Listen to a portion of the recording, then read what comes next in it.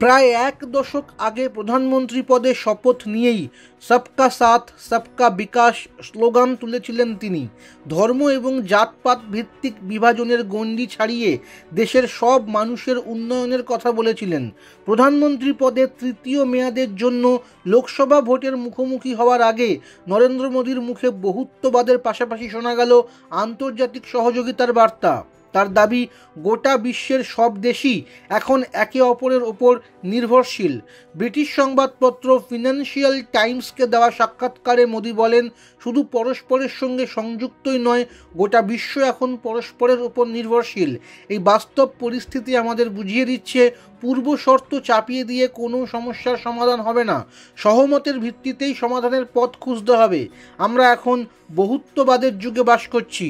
প্রসঙ্গত, সেপ্টেম্বরে দিল্লিতে G20 শীর্ষ বৈঠকেও বসুধৈব কুটুম্বকমের কথা বলেছিলেন মোদি। তবে এর পাশাপাশি মোদি সাক্ষাৎকারে ইঙ্গিত দিয়েছেন, বহুত্ববাদ এবং মত প্রকাশের স্বাধীনতার নামে তার সরকারের বিরুদ্ধে অপপ্রচারের মোকাবিলা করা হবে। ব্রিটিশ সংবাদপত্রকে দেওয়া সাক্ষাৎকারে মোদি বলেন, একটি পক্ষ স্বাধীনতার সুযোগ নিয়ে সম্পাদকীয়, টিভি চ্যানেল এবং সোশ্যাল মিডিয়ায় আমাদের বিরুদ্ধে অপপ্রচার চালাচ্ছে।